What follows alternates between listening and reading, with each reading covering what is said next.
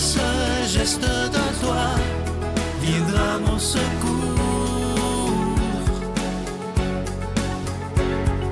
Viens semer dans mon âme le grain de l'amour. Je traverse un désert et je meurs de soif. Montre-moi le mystère qui garde la foi. Bon jeudi 3 mars, bienvenue à votre émission La Victoire de l'amour. On s'en va rejoindre Simon Lessard pour sa chronique et à l'homélie, ce sera Éloi Gillard.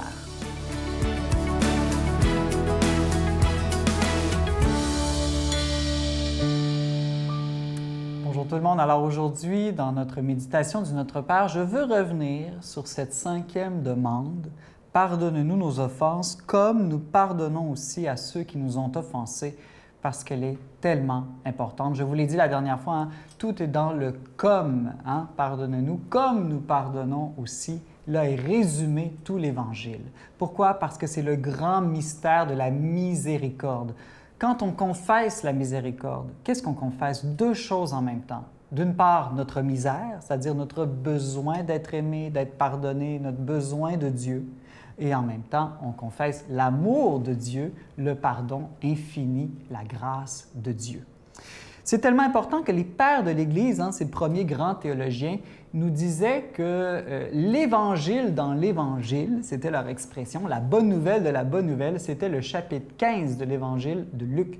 Si vous vous souvenez bien, le chapitre 15 comprend 3 paraboles qui parlent justement de la miséricorde, hein? Celle de la brebis perdue, celle de la perle aussi égarée et celle évidemment du fils prodigue. Donc, ce chapitre 15, allez le relire parce qu'il est, je dirais, une reprise de cette 5e demande, une explication de cette demande « Pardonne-nous nos offenses comme nous pardonnons aussi à ceux qui nous ont offensés ». Souvent, on se demande, mais pourquoi est-ce que certaines de mes prières ne sont pas exaucées? Pourquoi est-ce que j'arrive jamais à me défaire de certaines blessures dans mon cœur? Pourquoi il y a des nœuds dans ma vie qui, après des années, ne semblent pas se défaire? Eh bien, je ne prétends pas avoir l'explication à ça, mais je vais vous donner au moins un indice. Il arrive parfois que ce soit tout simplement parce qu'on n'est pas pardonné du fond du cœur à quelqu'un qui nous a offensés.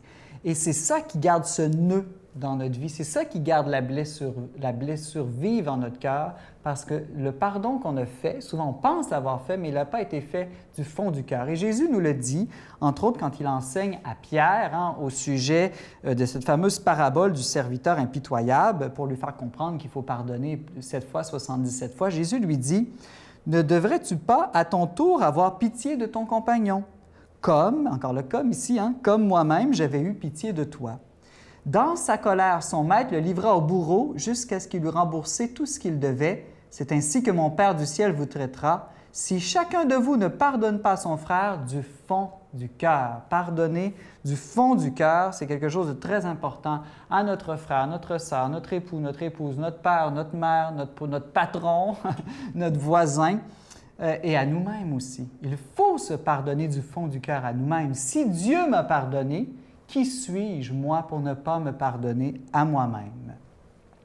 Alors aujourd'hui, je vous encourage à faire un petit examen de conscience et à vous demander à qui vous n'avez pas encore pardonné du fond du cœur. C'est très, très important et à faire un acte concret. Parce que comment on sait qu'on n'a pas pardonné seulement du bout des lèvres, mais du fond du cœur? C'est souvent parce qu'on est prêt à faire un acte concret d'amour pour l'autre. L'inviter à souper chez nous, lui écrire une lettre, l'appeler au téléphone, lui faire un cadeau. À partir de ce moment, on a le signe qu'on a véritablement pardonné du fond du cœur. Voilà la demande que nous devons faire à Dieu, celle du pardon du fond du cœur. Notre Père qui es aux cieux, que ton nom soit sanctifié, que ton règne vienne, que ta volonté soit faite sur la terre comme au ciel. Donne-nous aujourd'hui notre pain de ce jour. Pardonne-nous nos offenses, comme nous pardonnons aussi à ceux qui nous ont offensés. Et ne nous laisse pas entrer en tentation, mais délivre-nous du mal, car c'est à toi qu'appartiennent le règne, la puissance et la gloire pour les siècles des siècles. Amen. Je continuerai à croire, même si tout le monde perd espoir. Je continuerai à aimer, même si les autres parlent de haine. Je continuerai à construire, même si les autres détruisent. Je continuerai à parler de paix, même au milieu d'une guerre. Je dessinerai des sourires sur des visages en larmes et je tendrai les bras à ceux qui se sentent épuisés. Oui, je continuerai à croire.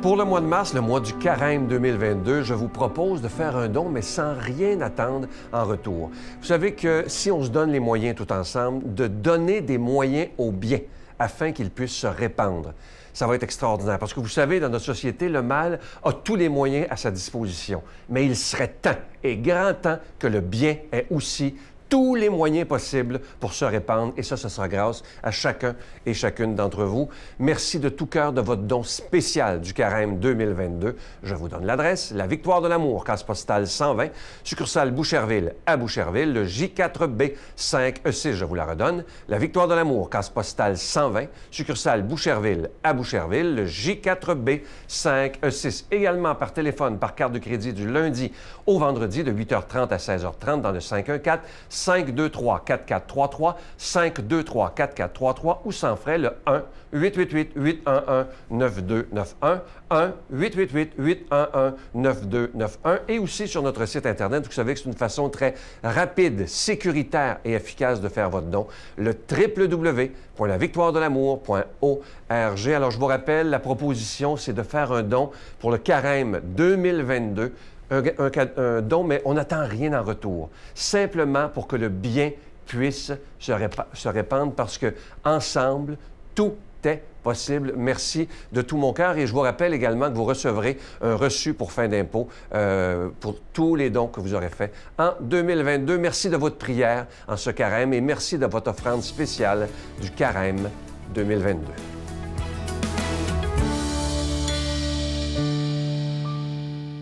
Mon Dieu, donnez-moi la sérénité d'accepter les choses que je ne peux changer, le courage de changer les choses que je peux et la sagesse d'en connaître la différence. Amen.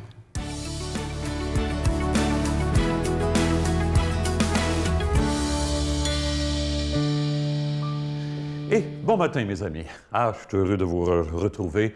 Et nous vous rendu au mois de mars. Enfin, le mois de février, le plus long à vivre, est passé. Les journées rallongent pour le marcheur que je suis. Ça fait énormément de bien. Puis tout le monde, il se sent mieux aussi. Hein? La lumière va avoir le dessus. Finalement, la vie s'en revient. Les sucres vont commencer dans 15 jours. Bon, tout va y être là, pour qu'on retrouve un entrain nouveau. Et la parole de Dieu est stimulante dans ce sens-là aujourd'hui. On y va tout de suite. On est dans Saint Luc. Jésus disait à ses disciples, « Le Fils de l'homme doit souffrir beaucoup, être rejeté par les anciens, les grands prêtres et les scribes, être tué et le troisième jour ressuscité. » Et il disait à tous, « Si quelqu'un veut venir à ma suite, qu'il se renie lui-même, qu'il se charge de sa croix chaque jour et qu'il me suive. Qui veut en effet sauver sa vie la perdra, mais qui perdra sa vie à cause de moi, celui-là la sauvera. Que sert donc à l'homme de gagner le monde entier s'il se perd ou se ruine lui-même? » Oh là là! Et le pape François, qu'on aime tous tellement, hein, et avec raison. Le pape François, j'ai déjà raconté ça il y a longtemps. Je fais juste un petit détour par cet exemple-là là, pour avancer. À un moment donné, il y avait un jeune Italien, là, peut-être 25 ans, qui avait eu beaucoup d'épreuves là, depuis une année ou deux. Et, sur sa page Facebook en Italie, là, il finit par écrire « Là, Dieu, c'est fini, oublie-moi. » Il y a un de ses frères qui venait de décéder, en plus d'accident pour lui, là. Bon, là, c'était trop. Oublie-moi, Dieu, c'est fini, je ne veux plus rien savoir.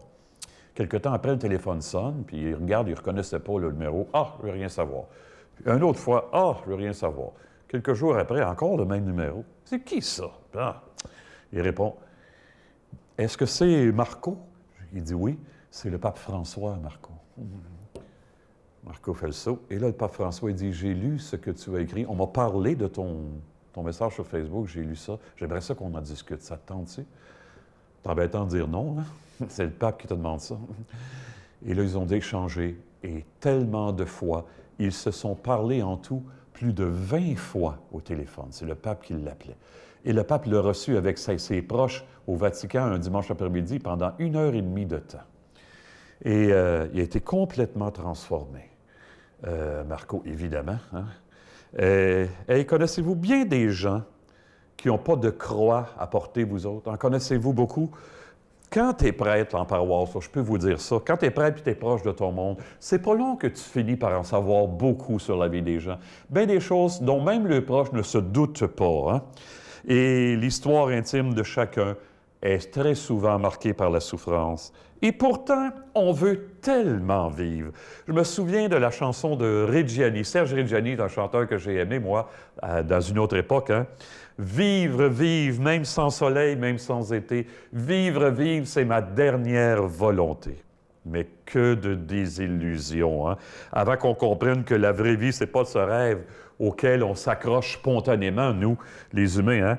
Une espèce de béatitude immédiate dans laquelle on disposerait de tout ce qu'on veut spontanément, hein? De tout puis tout de suite. C'est pas ça, la vraie vie. Bien sûr, hein?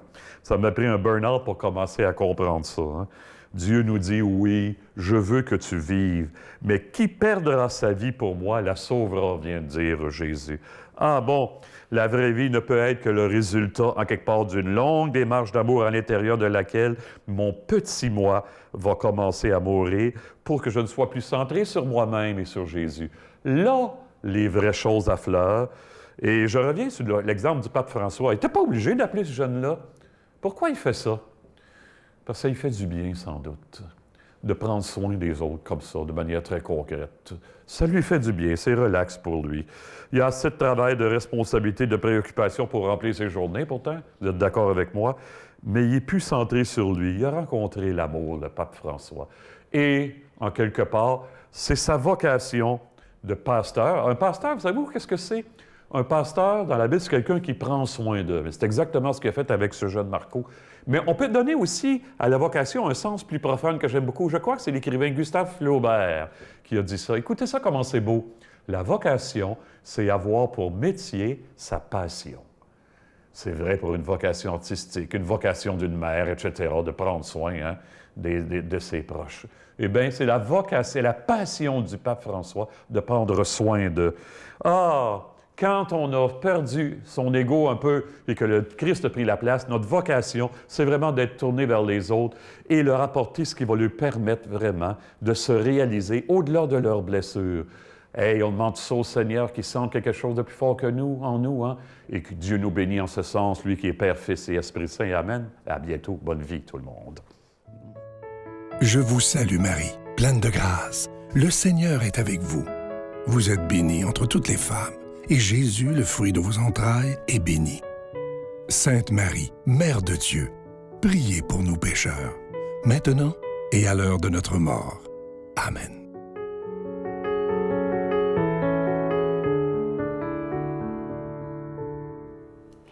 Je vous invite à vous inscrire à la retraite spirituelle de la victoire de l'amour du vendredi 20 mai au dimanche 22 mai. Si ce n'est pas déjà fait, je pense qu'il reste quelques places. Faites vite.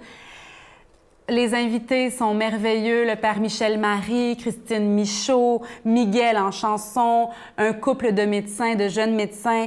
Vraiment, Sylvain va nous animer ça. Je serai là aussi. Un moment de ressourcement à ne pas manquer que j'ai hâte de vivre avec vous.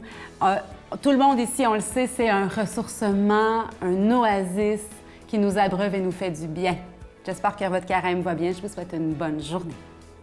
Parce qu'à la fin de 2020, j'ai vécu différentes choses qui ont été assez difficiles, à commencer par le décès de ma mère, le passage à la cinquantaine avec tout ce qui vient avec, la perception de moi-même, de mon vieillissement, etc. Tu sais mieux que moi-même les plans formés pour moi, car tu m'aimes plus que je ne